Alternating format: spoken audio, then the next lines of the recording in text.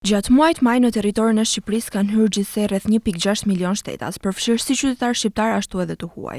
Këto të dhëna të publikuara nga Instituti i Statistikave tregojnë për një rritje prej 4.3% krahasuar me të njëjtën periudhë të vitit të kaluar. Nga ky total, rreth 689.000 ishin shtetas shqiptar, duke shënuar një rritje prej 8.9%, ndërsa rreth 987.000 ishin shtetas të huaj, me një rritje prej 1.4%. Nga ana tjetër, gjatë të njëjtit muaji janë regjistruar gjithsej rreth 1.6 milion dalje nga territori shqiptar, me një rritje prej 2.4% krahasuar me majin e vitit të kaluar. Brenda këtij numri rreth 710.000 ishin shtetas shqiptar dhe rreth 945.000 ishin të huaj. Kur shohim të dhënat për periudhën 5 mujore janar-maj 2025, vjet re se në Shqipëri kanë hyrë rreth 6.5 milion shtetas, kur 3.1 milion e tyre ishin shqiptar dhe rreth 3.4 milion shtetas të huaj. Kjo shifër paraqet një rritje prej 3.9% për shtetasit e huaj në raport me të njëjtën periudhë të vitit të kaluar. Ndërkohë daljen nga vendi shtetasve të huaj gjatë kësaj periudhe ka arritur në 3.4 milion persona, duke reflektuar një rritje vjetore prej 2.7%. Sipas origjinës së shtetasve të huaj që kanë hyrë në vend, Europa vijon të jetë rajoni kryesor.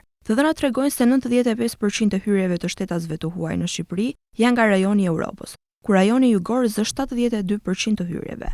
Sa i takon qëllimit të udhëtimeve, në 98% të rasteve hyrjet janë realizuar për arsye personale, si pushime apo vizita tek të afërt, një kategori që ka shënuar një rritje prej 0.9%. Hyrjet për arsye biznesi kanë pësuar një zgjerim domethënës, me një rritje vjetore prej 26.1%. Megjithatë, të dhënat nuk janë njëtrajtësisht pozitive, pasi hyrjet për trajtime shëndetësore kanë rëndësishëm, me një ulje të konsiderueshme prej 26.9% krahasuar me të njëjtën periudhë të vitit të kaluar.